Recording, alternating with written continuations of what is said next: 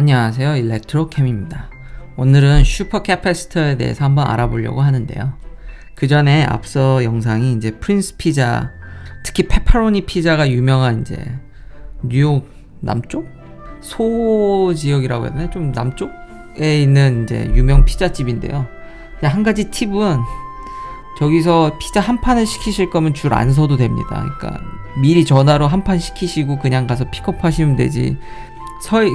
긴 줄을 서실 필요는 없습니다. 긴 줄은 저기 슬라이스용이기 때문에요. 차라리 좀 다른 친구들과 가서 한 판 시키고 그냥 바로 가서 픽업하시면 됩니다.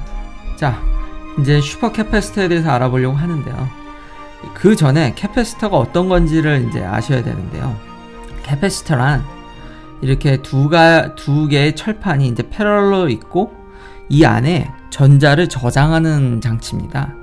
쉽게 전자를 저장하는 방법이 두 개가 있는데, 하나는 이런 리튬 아이온 배터리, 리튬이 될 수도 있고 다른 배터리, 그러니까 화학적으로 저장을 할 거냐 이렇게, 아니면 그냥 전자를 이런 메탈 플레이트 사이에 가둬둘 거냐 이겁니다.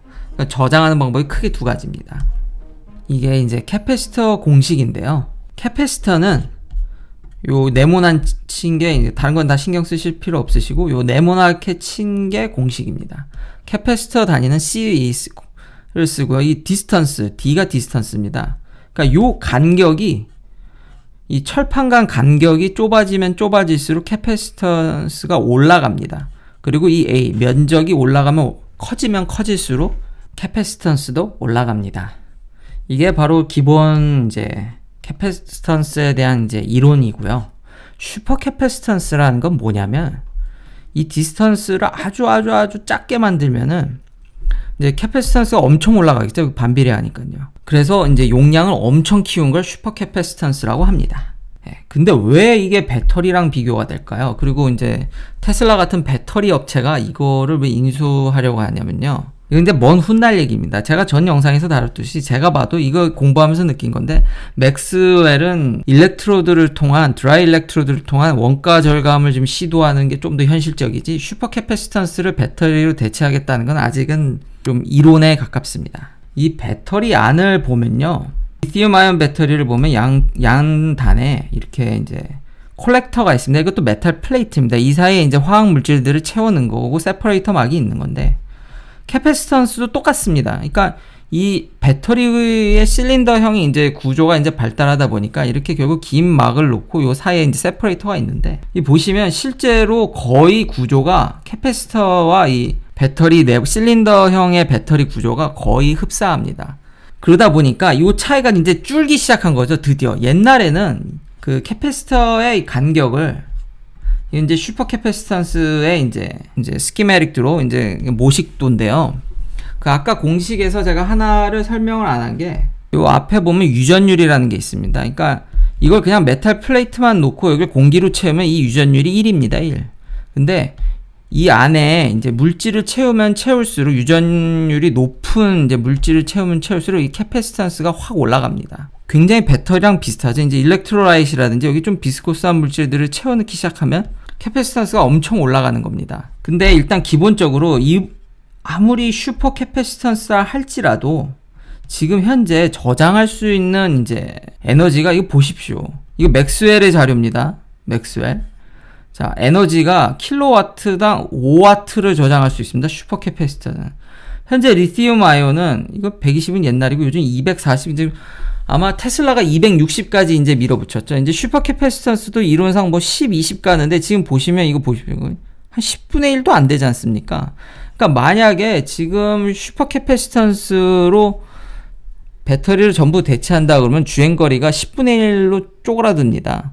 아니 근데 왜 이렇게 사람들이 슈퍼 캐패시턴스에 이제 관심을 갖게 됐냐면, 이 리튬 아이온 배터리는 전자를 저장하기 위해서 실제로 리튬이 왔다 갔다 해야 됩니다. 그러니까 큰 원자, 그리고 이 각각의 일렉트로드는 고분자 및 이제 메탈 옥사이드로 되어 있습니다. 그러니까 굉장히 분자량이 크죠. 그러니까 전자 하나를 저장하기 위해서 화학적 반응들을 일으켜야 되고, 그 화학적 반응들이 굉장히 덩치가 큰 애들이 움직여야 됩니다.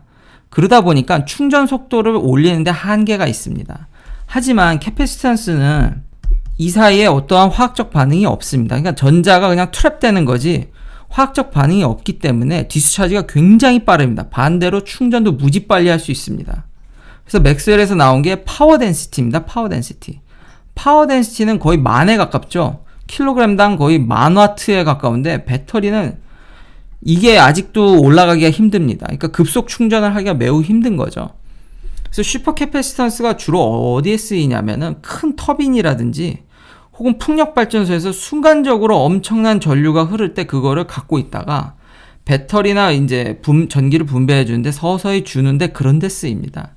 근데 원래 캐패시턴스는 슈퍼캐패시턴스가 나오기 전에는 이 저장할 수 있는 에너지가 그렇게 크지 않기 때문에 전기 회로나 우리가 쓰는 아이폰이라든지 이런 전자 회로에 많이 들어갑니다. 거기서 잠시나마 전자를 홀드 이렇게 잡아둘 수 있는 장치들이 필요한데 그때 쓰이는 정도였지 이걸 에너지원으로는 쓰지 않습니다. 그러니까 전기적 시그널을 어떻게 잡기 위해서 쓰는 거지 실제로는 쓰지 않게 됐는데 배터리 기술이 발달하고 일렉트로라이트의 기술이 발달하고 특히 나노 사이언스 요즘 반도체 같은 경우는 진짜 나노 단위로 조절하지 않습니까? 이게 나노 테크놀로지가 점점 발달하면서 아까 말씀드렸던 이 D를 무지막지하게 줄일 수 있게 된 겁니다.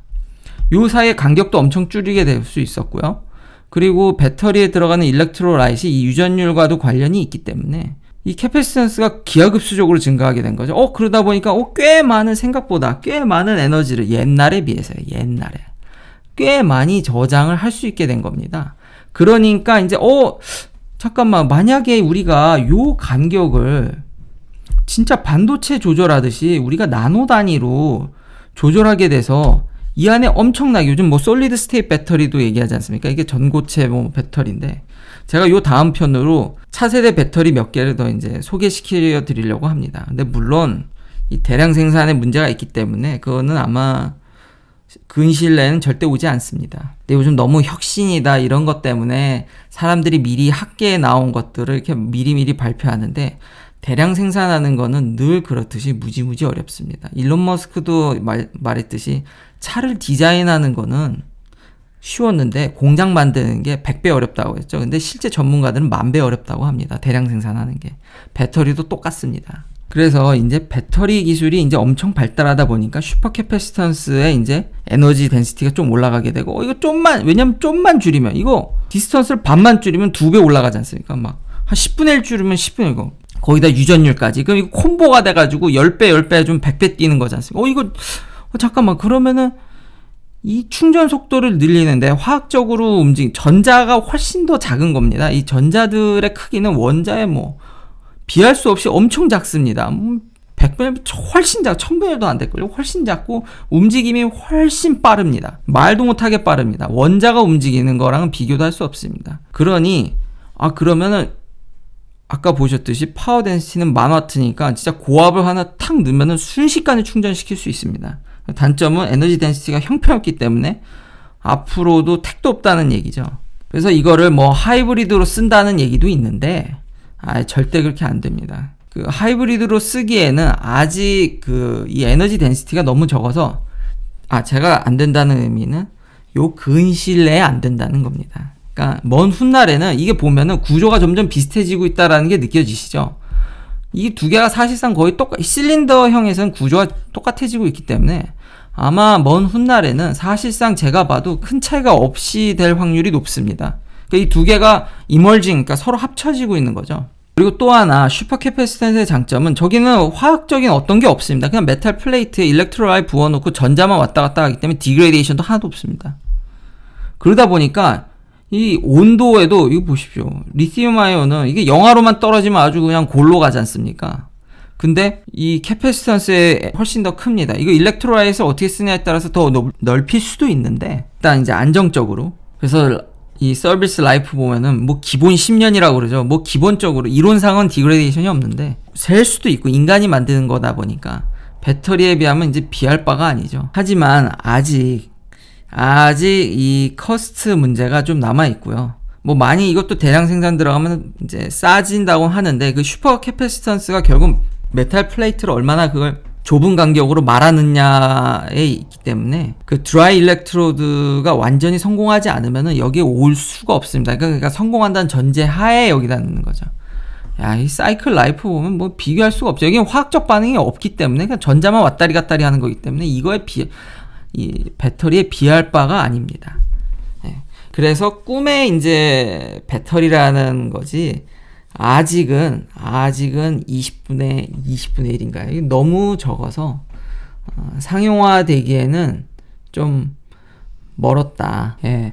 마지막으로 그나마 근시일적으로 가능한 얘기가 이제 많은 배터리를 쓰지 않고, 그러니까 갑자기 들어오는 큰 파워들의 이제 이동들을 슈퍼캐패시턴스가 막아줄 수 있다 이건데요.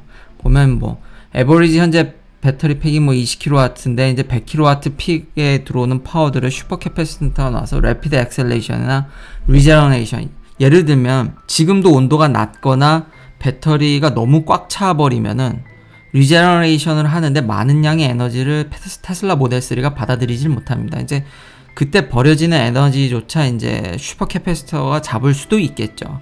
그래서 배터리 보면은 좀 더 배터리 용량을 줄이고 그 나머지를 슈퍼캐패시턴스로 대체를 한다 그러는데, 아직 늘 말씀드리지만 전기차는 1순위가 주행거리입니다. 그러다 보니까 배터리 양을 더 늘려서 주행거리를 늘리는 게 1차 목표고, 그러다 보면 배터리 가격이 지금 계속 내려가고 있죠. 그러니까 더 싼 배터리를 많이 넣는 게 아직 현실적인 방안이지, 슈퍼캐패시턴스를 하겠다, 이건 제 생각에는 빨라야 10년 뒤의 이야기인 것 같습니다. 예. 근데 이거는 좋은 아이디어고 이렇게 될 겁니다. 근데 당장 안 된다는 얘기죠. 시청해주셔서 감사합니다. 구독, 좋아요 부탁드리겠습니다. 다음에도 테슬라 리뷰로 찾아뵙겠습니다.